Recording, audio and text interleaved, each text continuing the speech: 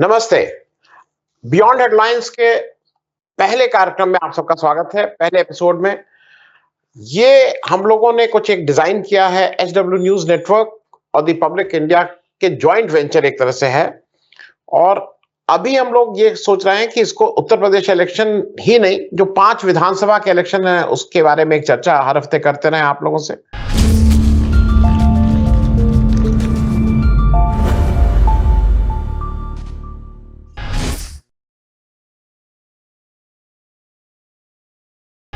सुजीत नायर साहब मेरे साथ हैं, जो मूल रूप से अंग्रेजी में ज्यादा प्रश्न पूछेंगे। हिंदी समझ लेते हैं, बोल लेते हैं, मुझसे अच्छी हिंदी बोल लेते हैं क्योंकि इनकी हिंदी में संस्कृताइज ज्यादा है।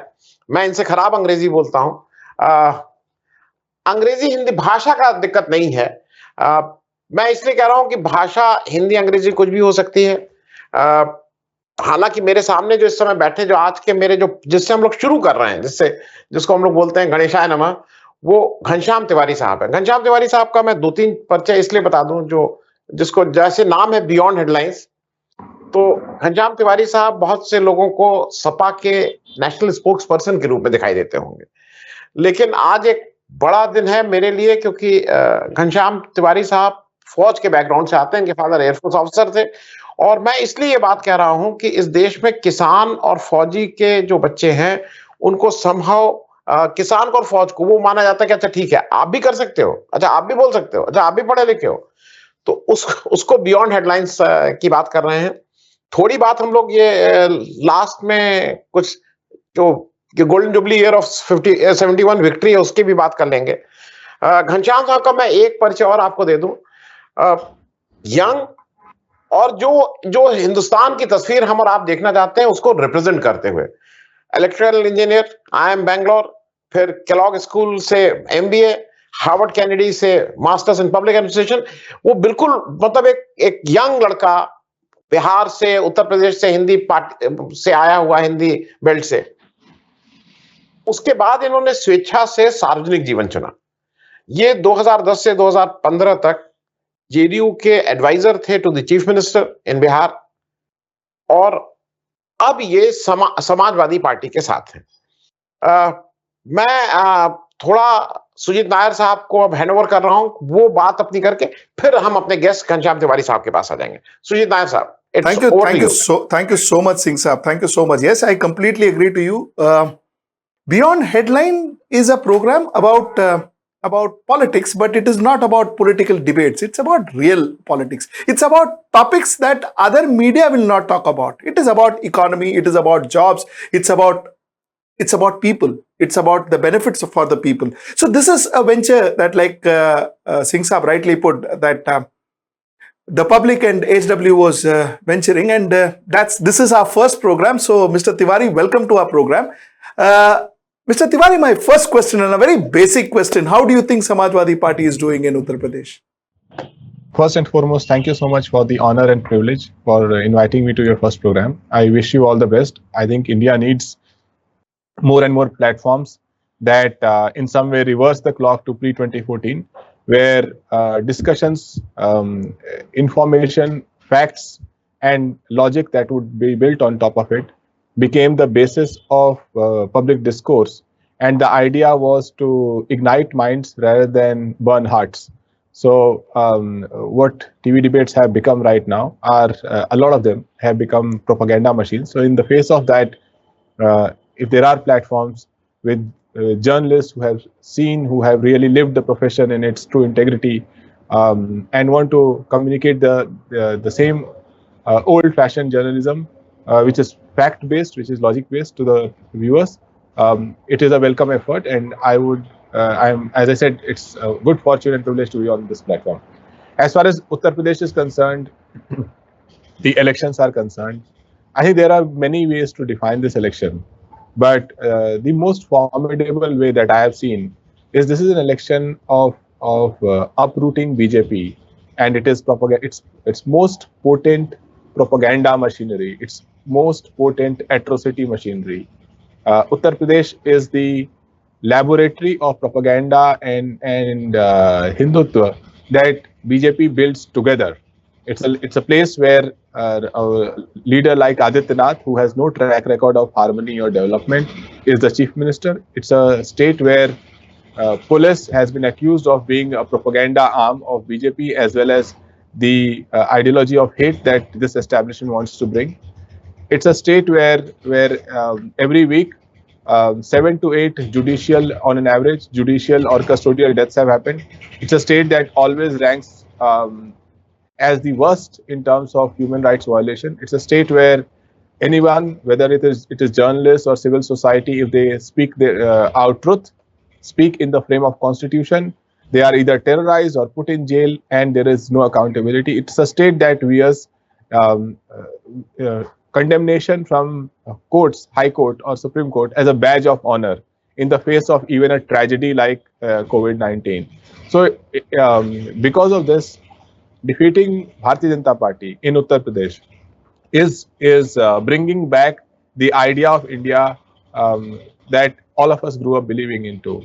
And I don't say that it is Samajwadi Party that has created the machinery and the firepower and the vision to single-handedly defeat BJP. I would say that it is the people who have finally woken up after 2014, 2017, 2019, that three things are not happening. One, achhe din aayenge, a promise made by the Prime Minister, repeated by BJP, and going into BJP not achhe din aayenge. In fact, they have shown bure din to every family who was promised achhe din, whether it is terms of inequality or unemployment or sheer arrogance of power.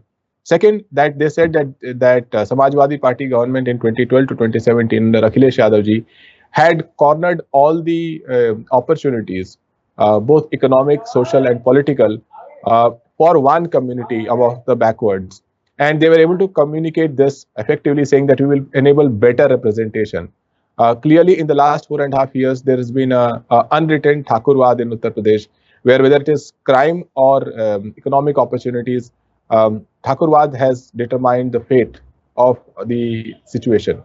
So in that, it is very clear for the backwards, for the Dalits, for the minorities, that there is no Sabka Saath, Sabka Vikas. There is feudalism and with a tone of classism. Finally, the third thing that was the foundation of 2017 BJP was the Shamshan Kabristan politics. They have people have seen that even in the face of tragedy that COVID second wave was, that was partially created by Modi government and Yogi government in their election blindedness. Even in the face of this tragedy, the BJP did not leave the Shamshan Kabristan politics. So clearly people know that Shamshan Kabristan politics is not going to benefit anybody. And as a result, people are angry to uproot them. So as I said, my summary is the worst propaganda machinery in the state, in any state in India, runs in Uttar Pradesh. People are ready to rout it because it has given them tragedies and bad days, and there is no single credible message or leader that BJP is able to present in the face of this. जी घनश्याम जी, एक और बहुत basic प्रश्न है। जब आप कह रहे हैं कि हम इसको 2014 से पहले का यूपी या इंडिया देखना चाहते हैं, लेकिन ग्राउंड पे एक कुछ आंकड़े जो हैं वो थोड़ा फर्क कह रहे हैं। 2017 का इलेक्शन आपने सपा ने और कांग्रेस ने मिलकर लड़ा था। 2019 का इलेक्शन सपा और बसपा ने मिलकर लड़ा था। 2017 के इलेक्शन में बीजेपी यूपी के 33 जिलों में क्लीन स्वीप की थी। मतलब किसी दूसरी पार्टी को, चाहे सपा, चाहे बसपा, चाहे कांग्रेस या कोई और पार्टी को, कोई भी सीट नहीं मिली थी। एक आध सीट अगर कहीं मिली थी तो जहां पे उन्होंने अपने सहयोगी पार्टी के लिए सीट छोड़ी थी, जैसे अपना दल या सुहेल देव वाली पार्टी जो ओम प्रकाश राजभर की थी। और 43 जिलों में सपा की 0 सीट आई थी। मैं ये आंकड़े इसलिए कह रहा हूं क्योंकि इनको भी तो आपको कवर कहीं करना होगा। पॉपुलर वोट है, इतना आसान नहीं है। संगठन के मामले में आप देख रहे हैं कि मोदी जी से लेकर अमित शाह से लेकर कमर कस के उतरे हुए हैं उत्तर प्रदेश में। मैं एक बात और आपसे जरा कर लूं, एक तो ये संगठन के रूप में वो बहुत ही वेल ऑर्गेनाइज्ड है जो भाजपा है। दूसरी बात मैं आपसे ये भी पूछ लूं कि यूपी में पहली बार ये हो रहा है कि यूथ लीडरशिप के बीच में थोड़ा कंटेस्ट है। वी हैव भाई Yogi Adityanath ji comparatively youth leader, Akhilesh ji youth हैं ही, जयंत चौधरी जी यूथ, प्रियंका गांधी यूथ, और बीएसपी की मायावती जी भी जब आज से 20 साल पहले देखिए तो आई थी तो यूथ ही थी, आज भी मतलब ओवरऑल पॉलिटिक्स में यूथ है। तो दो चीजें, एक तो ग्राउंड पे आप कैसे इसको कवर करेंगे, जब आप 43 सीट में जीरो थे, बीजेपी ने 33 सीट में क्लीन स्वीप किया था, एक भी किसी को नहीं मिला था। दूसरा, यूथ, आप सब लोग किसी तरह से चाह रहे हैं यूथ वोट को, लेकिन सबके पास यूथ आइकॉन है। देखिए, तीन महत्वपूर्ण बातें हैं। पहली बात तो ये कि जो चुनाव के आंकड़े आते हैं कि किस जिले में किस पार्टी को कितने वोट मिले, उसके बाद अनेक सर्वे एजेंसीज इस पे भी आंकड़े जारी करती हैं, जैसे पोस्ट पोल सर्वे, एग्जिट सर्वे, सब जोड़ लीजिए कि किस किस समुदाय में लोगों ने किस पार्टी को वोट दिया। हम ये मानते हैं कि ये चुनाव का पोस्टमार्टम है, ये पोस्ट फैक्टो है। जो चुनाव जब चल रहा होता है, जिस तरीके से अभियान बन रहे होते हैं, जिस तरीके से जनता अपना मन बना रही होती है और जिन नेताओं को जनता अपना प्रतिनिधि मानने लगती है, वो इस आउटकम को तैयार करते हैं। ये आउटकम भविष्य के चुनावों की बुनियाद नहीं बनता। ये सिर्फ इतना करता है कि जब ये आउटकम आता है, जैसे उत्तर प्रदेश में आया, तो भारतीय जनता पार्टी को प्रचंड बहुमत मिला। और चाहे वो लोकसभा का चुनाव था, विधानसभा का चुनाव था, जिसे ये डबल इंजन की सरकार कहते हैं, लेकिन जनता ये देखती है कि जब हमने आपको प्रचंड बहुमत दिया, तो उसके बाद भी ना आपने हमारे वर्तमान को बेहतर बनाने का कोई ठोस प्रयास किया, ना हमारे भविष्य को, जैसे हमारे बेरोजगार युवा जो उत्तर प्रदेश में हैं, वो उत्तर प्रदेश का भविष्य है, उनको बेहतर बनाने का कोई ठोस प्रयास किया। अपने संकल्प पत्र को, जो हमने आपसे नहीं पूछा था, आपने हमें दिया था, उसे भी आपने एक तरीके से कूड़ेदान में डाल दिया। तो जब जनता इस चीज का आकलन करती है, तो उसके आधार पर फिर से मन बनाती है। तो मुझे लगता है कि ये जो प्रचंड बहुमत, जो ये आंकड़े हैं, ये भारतीय जनता पार्टी की मजबूती नहीं, उसकी सबसे जबरदस्त कमजोरी है, क्योंकि इस आंकड़े ने उसे एक मजबूत सरकार दी और इसलिए उसके पास कोई एक्सक्यूज नहीं है।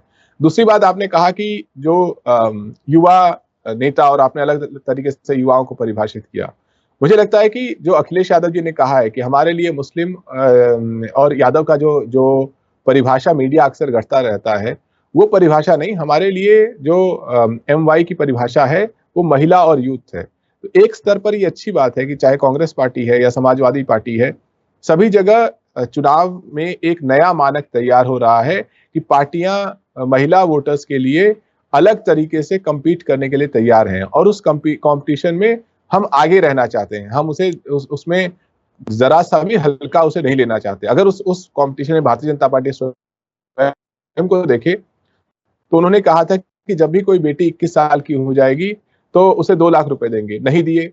उन्होंने अगर फीमेल लेबर फोर्स पार्टिसिपेशन को उत्तर प्रदेश में बढ़ाया होता, महिलाओं के बीच में कौशल विकास बढ़ा होता, तो दिखाई देता।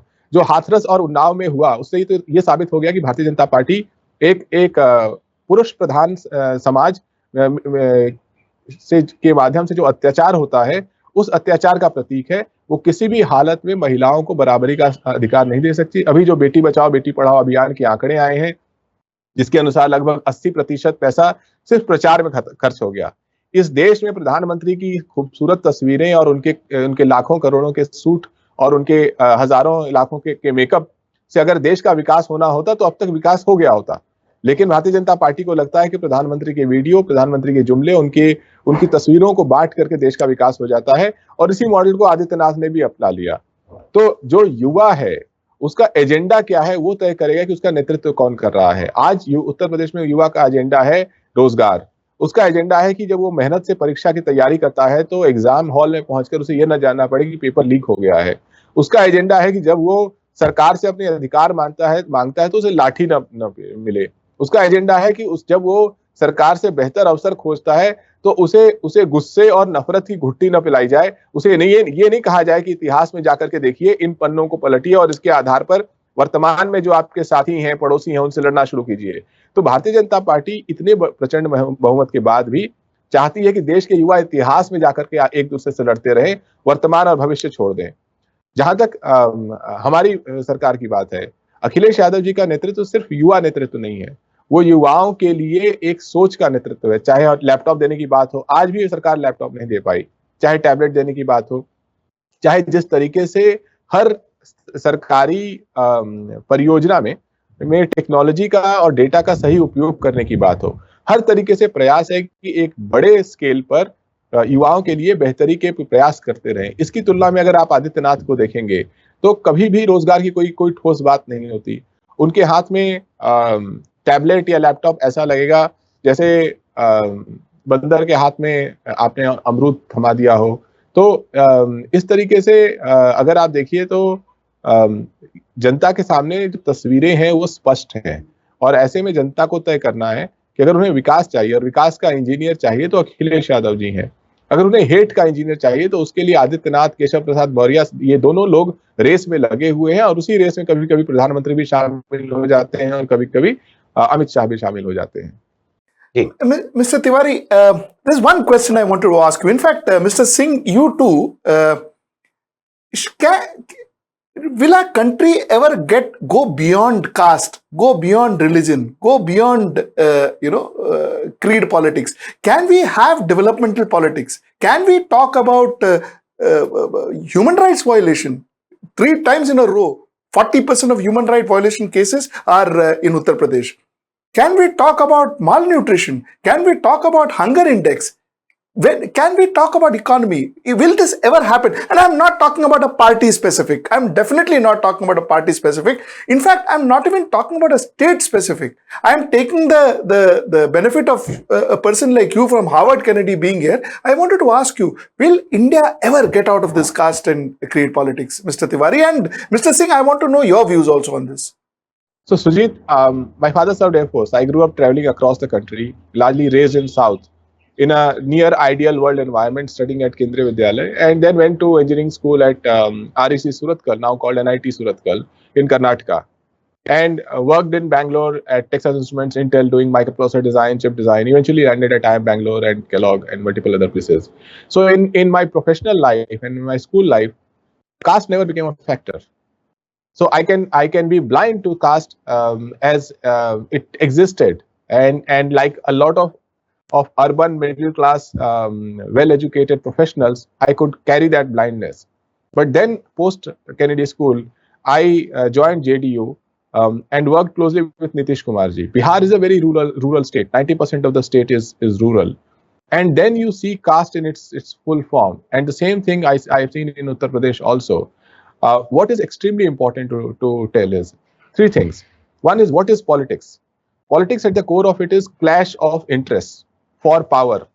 What is power? Power is access to resources with high level of discretion. That is power, that you can make your choices and allocate resources. It is another thing that autocratic power is access to resources with high level of discretion without accountability. That is what Modi or Yogi or Amit Shah would like to have. But when you say clash of interest, if somebody is not represented, whether it is women, whether it is the backward caste, whether it is the Dalits, they are not represented, their interests will not clash. That clash will not happen. So at the core of politics is representation. Representation moves from first towards those, and will always move towards those who have not been represented. So the social communities or the communities that have been represented will value representation less than those who have never been represented. For them, representation is also a self-esteem. And that is where caste comes into play. For a modern day upper middle class who have not encountered caste in their day-to-day professional life and school life, you have to look at caste as your social network, as the network that exists for you on Facebook, on your LinkedIn, or any such platforms.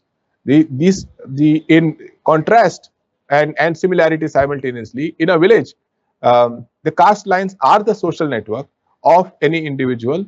There could be others beyond their caste in the social network also, but they are a primary lump in the social network. They are also physical social network because they are living there. For a lot of urban people, their social network is different from the physical interaction space that they have. So I think that to think about caste as a disjointed aspect of development is a little bit of exposure that you have had in one side but not in another. But when you incorporate caste, then you have to incorporate data. You have to look at how is asset allocation happening in India? Who owns the lands in a village? Who owns the pakka houses in a village? Who are the people in this country who are getting the graduation degrees? Who are the people who are getting jobs? Who are the people who are mobile in an urban manner? All this data is available. So once a policy platform whether it is a think tank or a policy action body, which is government, which has also has resources, starts looking at this data and says that it is not about a uniform policy. When there is a uniform policy, let's take something we see very often, the men and the women. A uniform policy in a male-dominated society is an unequal policy for the women, because it's a male-dominated. You cross a street, I've traveled a lot in trains because of Air Force. You wouldn't see too many girls traveling in a general class or a sleeper class even today in a lot of trains. Now that's a uniform policy. Anybody can go and buy a ticket, but because in that uniformity, men may feel safe and women may feel unsafe. That is not uniform. So what I'm trying to say is that in an unequal society, you have to take an extra step to first create equality for those who are consistently and intergenerationally being unequal. So I think caste, the idea of representation, the idea of making people reach an equal platform is going to remain at a center stage of Indian politics. The more there is poverty, the more there is rural-urban politics, the more it will remain at a center stage for the next decade. What will change, though, my final sentence is, the force with which women will take on to enter politics is going to be the most exciting thing. And I think the one thing that would definitely change politics for better is the number of girls who vote on their agenda, the number of girls and women who become political influencers and social influencers, and the number of women leaders and political workers who come to the fore on their agenda. I think that is one thing that will also create a new dimension in politics, which may dilute caste, and because the representation and empowerment dimension is equally strong in that constituency also. But that is how I see caste. I don't think that we may need to divide it from the agenda of development. Very, very well explained. Singh Saab, before I come to you and hear your version, I just wanted to ask one more question to Mr. Tiwari. See, representation and polarization, isn't there a thin line of difference? And aren't we crossing that line? Isn't that line getting blurred? Caste representation is being more used for polarization. Now, you stick to caste, then we get into communal communities, then we get into communal. So somewhere down the line, is it going to continue the way it is, or are we doing something to change? Well, I think that politics is not a precise space. As I said, there's a clash of interest. So somebody wants to create a mobilization based on caste. Someone would want to create it based on religion. Someone would want to create it based on youth, women empowerment. The key is, if all these forces are duly represented and equally represented, you get a mix of a rainbow that has multiple interests and checks and balance. And it is around that there is constitution that is a agreed social contract among all citizens. There are institutions that must work just in case one of these forces tries to push other forces out. The polarization that BJP is practicing would not succeed if our colleges and schools were teaching history the way it should be taught, or social sciences subjects were taught in the right way. It would not succeed if our institutions, whether it is police or the courts, were to look at this with the sharp eye and the constitutional provisions. And the statements that Mr. Khattar made, for example, today, that open namaz is not allowed. Tomorrow somebody will say open kirtan is not allowed. So I think just because institutions weaken, be it media, be it parliament. Look at parliament, for example. There are more Sundays in the last 7-8 years than number of sittings of the parliament. This government has systematically diminished parliament as a platform of debate.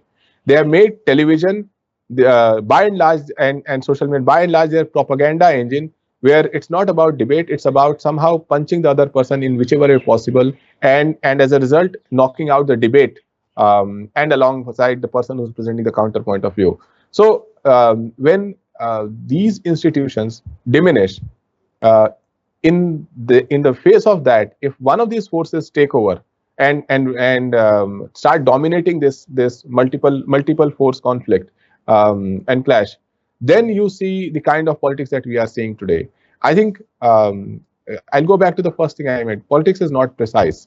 What is important is it is highly diversified and backed by very strong institutions in the country. Very interesting. Very interesting. Singh Saab, your views? मैं इसको बहुत briefly Sujit जी बोलूंगा, क्योंकि main अपना फिर मैं focus election से नहीं हटाना, पर स्टिल वेरी ब्रीफली देखिए, ये हरदम नेतृत्व डिसाइड करता है कि आप किस तरह की सोसाइटी चाहते हैं। दो जगह का नेतृत्व ऐसा है, आज देश का जो डिफेंस है वहां न रिलीजन है न धर्म है, वहां पे और ये मुझसे घनश्याम जी भी अग्री करेंगे, आपके घर में भी जितने लोग फौज में काम करते हैं उनका ना धर्म होता है ना रिलीजन होता है, ऑल सेम। मुसलमान भी हर हर महादेव उतने ही जोश से कहता है जितना वाहे गुरु जी की खालसा और वाहे गुरु जी की फतेह कोई हिंदू कहता है। मैं इसको इस बात के लिए कह रहा हूं कि ये नेतृत्व की बात है। बीजेपी का नेतृत्व कुछ हम लोगों की मतलब दुर्भाग्य है, वो इस तरह का आया कि जिसको कहने के लिए उसको एक आदमी चाहिए जिससे उसको वोट दिखा दे, इसको देख के वोट मुझे दे दो। मैं दलित वंचित वर्ग की बात कर लूं, मैं 2-3 नाम लूंगा। डॉक्टर अंबेडकर कोई पिछले दलित वर्ग से थे इसलिए वहां आए नहीं थे, वो अपनी शेयर मेरिट से वहां आए और उन्होंने अपनी बात कही। हाल के दिनों में अगर मैं कहूं तो काशीराम जी या मायावती जी या के.आर. नारायण जी या आप किसी का नाम लीजिए, जगजीवन राम जी, ये सब लोग प्योर मेरिट से वहां आए, वंचित वर्ग से थे, दलित वर्ग से थे अपनी वो। बीजेपी में क्या दिक्कत है कि बीजेपी मेरिट को बिल्कुल नहीं डिसाइड करता है। उनके यहाँ एक बंगारू लक्ष्मण साहब आए थे, उनका क्या हश्र किया बीजेपी ने वो आपको पता ही। आपको मैं एक छोटा सा उदाहरण देके इस बात को यहीं समाप्त करूंगा।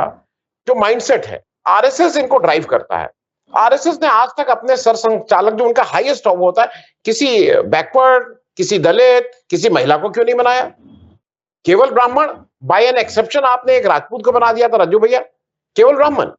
मैं एक और आपको रीसेंट टाइम की बात करूं, हमारे प्रधानमंत्री जी कहते हैं कि सबका विकास सबका साथ, हम ऐसी वो ऑर्गेनाइजेशन करेंगे, जात पात की बात नहीं करेंगे, पिछड़ों को आगे बढ़ाएंगे, दलितों को आगे बढ़ाएंगे।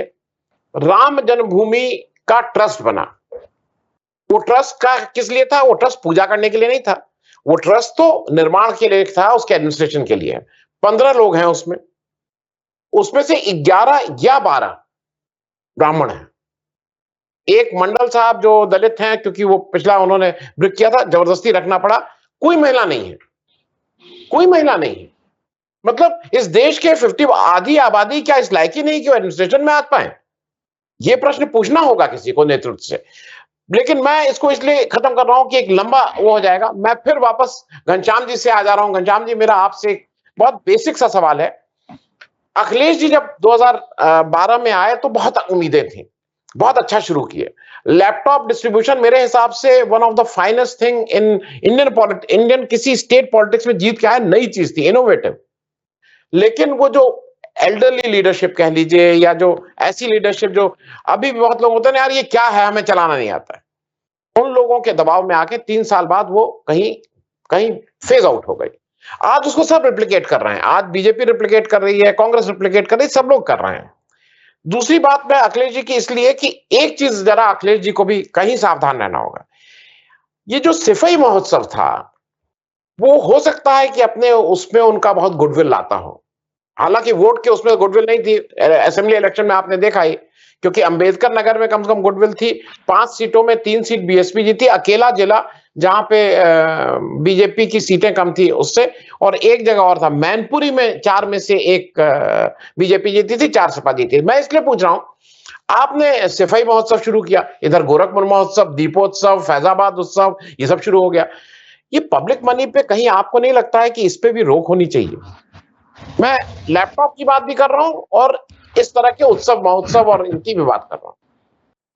देखिए, मैं मानता हूं कि चाहे कोई भी पार्टी हो, ये समझना पड़ेगा कि भारत अभी भी अमीर देश नहीं है, अभी भी यहाँ पर गरीबी बहुत है और असमानता लगातार बढ़ती जा रही है।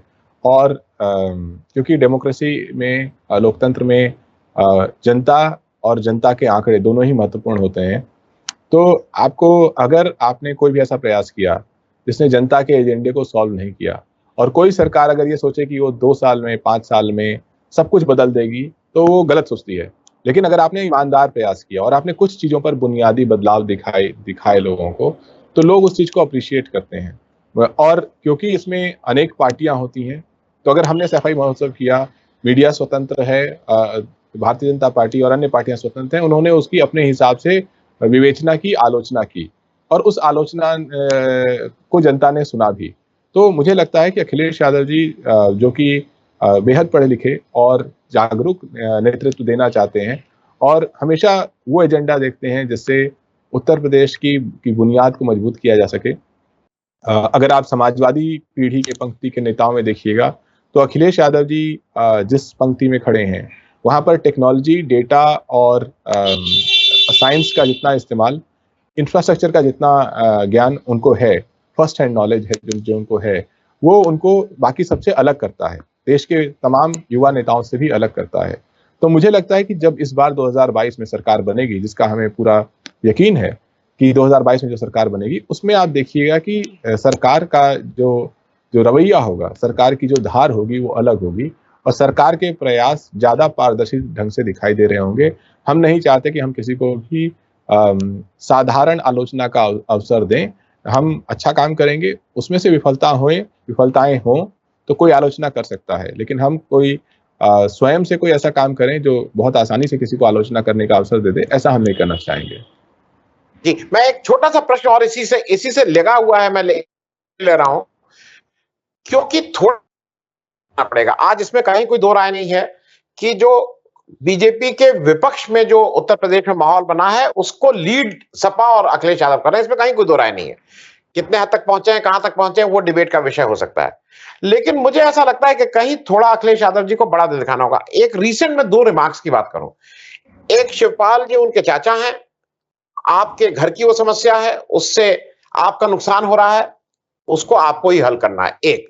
दूसरा, राजा भैया के लिए, राजा भैया कुछ भी हो, 4-6 बार के एमएलए हैं, वो दबंग हो ना हो, आपके पिताजी का उनके ऊपर बहुत अफेक्शन है, उनसे 2 दिन मिलने पहले आते हैं। आपका ये कहना कि कौन राजा भैया, इससे मुझे ऐसा लगता है कि उनका नुकसान होता है। देखिए, विनम्रता आपको नहीं छोड़नी चाहिए। आप चाहे आपको लग रहा हो कि मैं तो बस चीफ मिनिस्टर बनने की देर है, 1-2 महीने की बात है, मैं चीफ मिनिस्टर, कहीं विनम्रता का अभाव मुझे लगा था इसमें। देखिए, किसी एक वाक्य की बात अगर हटा दी जाए तो देश में ये अमूमन लोग मानते हैं, राजनीतिक लोग भी मानते हैं, मीडिया के दोस्त भी मानते हैं कि अखिलेश यादव जी बेहद विनम्र स्वभाव के हैं, मृदुभाषी हैं, और अच्छे विट के साथ अपनी बात रखते हैं। वो कोई रेटोरिकल नेता नहीं है। किसी एक वाक्य में उसके पीछे क्या पृष्ठभूमि है, जिसके आधार पर वो क्या संदेश देना चाहते हैं, मुझे लगता है कि राजनीति व्याख्यानों का सिलसिला है, कोई एक व्याख्यान उसको डिफाइन नहीं करता है। कई बार कोई एक बात पकड़ ली जाती है और उसको बार बार प्रस्तुत किया जाता है, वो अलग बात है। तो आपकी बात उपयुक्त है। जहां तक शिवपाल जी की बात है, मुझे लगता है कि इसको कोई भी बाहर से सुलझा नहीं सकता। पार्टी, अखिलेश जी स्वयं जानते हैं कि इसको कैसे सुलझाना है, और जब भी इस विषय में उन्होंने चर्चा की है, बड़ी ही निश्चिंतता के साथ चर्चा की है। तो मुझे लगता है कि हमें और थोड़ा वक्त देना चाहिए। जब तक चुनाव आरंभ होंगे, हम देखेंगे कि समाजवादी परिवार बहुत मजबूती से एकजुट होकर के चुनाव लड़ रहा होगा। मैं सुजीत जी, आपका 1 मिनट समय लेके, मैं घनश्याम जी, मैं इसलिए याद दिलाना चाहता हूं आपको भी, अपने दर्शकों को भी, कि एक इंसिडेंट था 2012 का। डीपी यादव को पार्टी में ले लिया गया था और अखिलेश यादव जी ने खुले मन से कहा था कि नहीं, हम इस तरह के व्यक्ति को टिकट नहीं दे। उनकी जात के थे, उनके मतलब घनिष्ठ रहे ही होंगे जो भी, और वो एक मैसेज टर्निंग पॉइंट था 2012 इलेक्शन का, जहां से पूरा इलेक्शन का माहौल बदला था कि नहीं, एक व्यक्ति आ रहा है जो कम से कम इस तरह के बाहुबली लोगों को, दबंग लोगों को ना कहने की बात कर रहा है। तो मुझे लगता है कि ऐसा नहीं होता है, कभी कभी एक इंसिडेंट भी कहीं ना कहीं इंपॉर्टेंट हो जाते हैं, मुझे ऐसा लगता है। नहीं, आपकी बात सही है। मैं कह रहा हूँ कि मैंने कहा कि कोई व्याख्यान बहुत इंपॉर्टेंट हो जाता है, लेकिन मुझे लगता है कि इस चुनाव में जो चीजें उभरेंगी, जो प्रमुख केंद्र रहेंगे, वो, क्योंकि जनता ने अखिलेश यादव जी का मुख्यमंत्री काल देखा है, तो जिस तरीके से अभियान चलेगा वो प्रमुख रहेगा। कोई एक व्याख्यान नहीं प्रमुखता से आएगा। हाँ, अगर भारतीय जनता पार्टी अपनी पोलराइजेशन की पॉलिटिक्स में जनता के एजेंडे को चुरा ले और फिर कोई ऐसी बात थोप दे जो जनता के बीच में बहस का मुद्दा बन जाए, तो उसके बारे में ना मैं जानता हूं ना आप जानते हैं। जिस तरीके से 2016 में नोटबंदी आई थी और जिस तरीके से भारतीय जनता पार्टी दूरबीन से खोज कर अर्थशास्त्रियों को लेकर के आ रही थी, जो उसका उसकी तारीफ कर सकें, और आज उसे खुद नहीं बोलते। दो नोटबंदी और अच्छे दिन, दो ऐसी चीजें हैं जो भारतीय जनता पार्टी वाले बोलते नहीं है। तो चुनाव जीतने के लिए अमूमन अब जनता कहती है कि भारतीय जनता पार्टी किसी भी हद तक जा सकती है, और उसमें चाहे उसमें प्रधानमंत्री के पद का दुरुपयोग हो, प्रधानमंत्री का दुरुपयोग हो, जिस तरीके से पीएमओ के हैंडल से लाल टोपी वाले बयान को ट्वीट किया गया, वो ये मर्यादाएं भारतीय जनता पार्टी अटल जी के साथ बहुत पहले छोड़ आई है।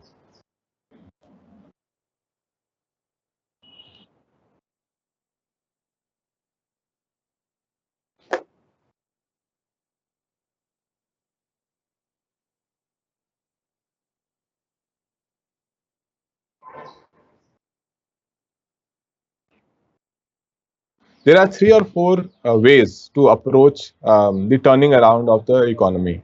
One is the point of view of the average low middle class and poor family in Uttar Pradesh, which is in crores. Now it is possible to be able to, for the state, to be able to provide high quality education at a low cost and nearly free to every family. There is enough content out there, enough technology out there, and enough ways out there to be able to provide that. We would want that in 5 years, Uttar Pradesh sets a new benchmark in quality of school education that is available.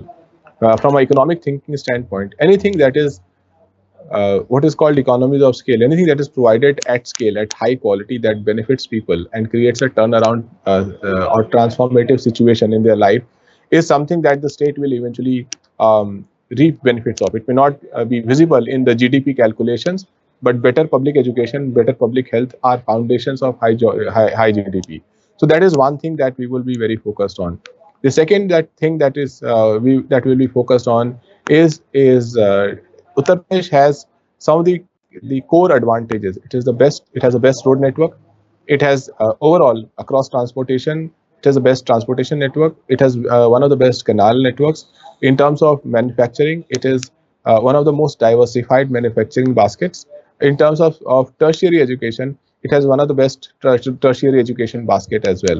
So it is important for any government that is coming to be able to incorporate all this into productive assets, productive in terms of the economic value generated as well as the returns generated, even in human capital, for example. That is one thing that we will definitely focus on.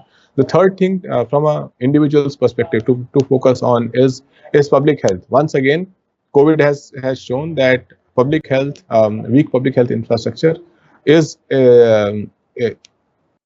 reduces the greatest amount, or erodes the greatest amount of wealth from the poor in a short span of time. So we will have to look at ways to incorporate data, ways of telemedicine, preventive care into the public health infrastructure of the state. So what I'm saying is I'm not saying that here are these big ticket industrial reforms or industrial houses that will come and bolster the economy of Uttar Pradesh. I'm saying that these are the things that a government can do to improve the quality of life, and it does not require a lot of money. Each of these things does not require a lot of money. From the point of view of what the industrial approach can be, in the past there are reports that talk about how industrial clusters serve better in Uttar Pradesh, or work better in Uttar Pradesh than lone industrial places. So one has to look at that as a possibility also. Noida, particularly from a startup ecosystem standpoint, has emerged quite well, but I don't think government has honestly given much support to the Noida startup ecosystem. The fact that real estate prices are low, the cost of setting up your offices is low, the Uttar Pradesh remains a very active market, and technology highways are available everywhere, allows Noida to be a bigger player in the startup ecosystem in the country, and that automatically means that more people will have, even in a gig economy, more people will have an actual job to talk about in their resume. With respect to agriculture, I think it is important, and the farmers movement have shown that it is the farmers who have to be in the conversation in determining the fate of small farmers in the country, rather than any dictatorial government that thinks that it has a mind of an Einstein.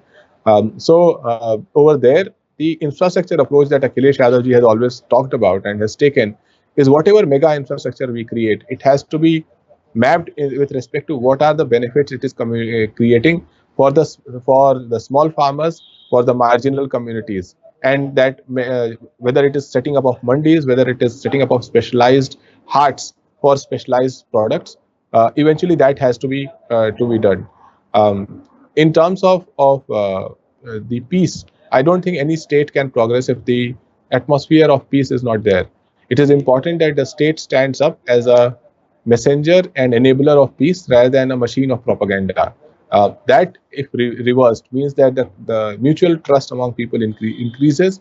That means that in many ways the risk comes down. As risk in any business comes down, your cost of capital also comes down. So I think that just enabling platform, a place of harmony in Uttar Pradesh, or making the state a place of harmony is extremely important. Finally, I think there are a lot of sections of population that have not fully given their due, and as a result, the economic productivity is not there. For example, there was a World Bank report I read a few years back, growth constraint study, that spoke about how there are 1 crore, it was I think in 2014, between age of 15 and 24, who are neither at school nor at work, neither do they want to be at school nor do they want to be at work. I think the fact that we are the largest state that has the maximum number of not just unemployed youth, but unemployed and as well as women or girls who have given up on employment or given up of self-training. I think that is a low-hanging fruit that has to be deployed eventually across the country and across the world. This is how I think India would progress. That when people think about trained workforce in any dimension, they must look at India, and they must look at specific states that guarantee a certain quality of trained workforce. From a quality of life standpoint, if I cannot add revenue to your kitty, I should be able to reduce your cost of good quality life. So the government has to look at what are the things. For example, public infrastructure. If public infrastructure is better, something as simple as a park. You look at villages in Uttar Pradesh, there aren't enough public parks. You improve those public parks, it creates a open space for women. It changes the social harmony in that village. So there are a number of things that have been that are opportunities, and I'm not saying that I have to take them out of hat. Even if a government is consistent in studying what works in Kerala, what works in Karnataka, what works in other places, and is able to look at some of those ideas that have scaled better in those states and conditions it to Uttar Pradesh and brings it, it will turn around the state. My challenge today in Uttar Pradesh is that here is a government that will not regard data, that will not regard experts, that will call anybody who's learned and speaks in a non-rhetorical way, intellectual, who's out of touch with reality, that will not incorporate technology, and that has entire focus on propaganda and advertisement. I think this has to be reversed. Ghanshyam ji, एक बहुत basic चीज आपने भी जैसा कहा, ये तय है कि इस बार का चुनाव किसान आंदोलन के बैकग्राउंड से लड़ा जा रहा है, उसकी कहीं ना कहीं छाया रहेगी, शैडो तो रहेगी। किसान आंदोलन में उनकी बाकी भाई वो तो डिमांड ही नहीं थी, आपने कानून दिया उसको वापस ले लिया, तो इसमें तो कोई डिमांड क्या है? आपने मतलब घर बिगाड़ा, घर खराब किया, वो जो भी था। लेकिन जो मूल डिमांड है एमएसपी की लीगल गारंटी, क्या समाजवादी पार्टी या कोई भी विपक्ष की पार्टी उसको अपने मैनिफेस्टो में आज कहेगी कि अगर मेरी सरकार आ गई तो मैं इसकी लीगल गारंटी दूंगा? नंबर 1। नंबर 2, यूपी में एक बड़ा वो रहता है इशू गन्ना भुगतान का। वो जो आपको भी पता है, शुगर मिल में जाता है, गन्ने के भुगतान होते नहीं है, और ये आज से नहीं है, ये पिछले 30, 35, 40 साल से है। और उस गन्ना भुगतान का सुप्रीम कोर्ट का ऑर्डर है कि अगर 14 दिन से आप लेट करते हैं तो आपको उसका इंटरेस्ट मिलेगा। आज तक किसी ने नहीं दिया। बड़े बड़े पोस्टर आजकल लग रहे हैं, बीजेपी लगा रही है कि मैंने भुगतान, अरे पुराने पैसे का भुगतान किया, कोई नया नहीं भुगतान किया। तो क्या, अच्छा, जब अखिलेश जी थे 2012-2017 में, तब भी स्थिति थोड़ी बेहतर हो सकती है, लेकिन ऐसा नहीं था कि सबका भुगतान अप टू डेट हो रहा था। तो इन दो इश्यूज पे, एमएसपी की लीगल गारंटी, क्या आपको लगता है कि मैनिफेस्टो में ये पार्ट एंड पार्सल होगा कि भाई अगर मैं आ गया तो मैं एमएसपी की लीगल गारंटी दूंगा जो किसान मांग रहे हैं, और दूसरा गन्ना भुगतान मैं अप टू डेट कर दूंगा? सिंह साहब, आपके Mr. Tiwari, 1 second. Yes. I just want to add one more thing to Singh Saab's question to Mr. Tiwari. See, like he rightly said, jobs is going to be pivotal. It is very, very important to create jobs. I just want to know that what will be the focus strategy of Samajwadi Party? Will it be agriculture based, or will it be industry based? That's another last question I wanted to ask. Thank you Tiwari ji, please continue. Sure. So Uttar Pradesh का जो में Samajwadi party का जो घोषणा पत्र है वो किसी एक रूम में बैठ करके नहीं लिखा जा रहा है. We have consulted noted agriculture economists, we have consulted farm organizations, we have consulted farmers, and Samajwadi Party has been with the farmer organizations and has been a party of farmers for a long time. So I will wait, rather than jumping the gun, I'll wait for it to be announced. Beyond what you asked, जैसे कि जातिगत जनगणना है, वो भी एक महत्वपूर्ण मुद्दा रहेगा.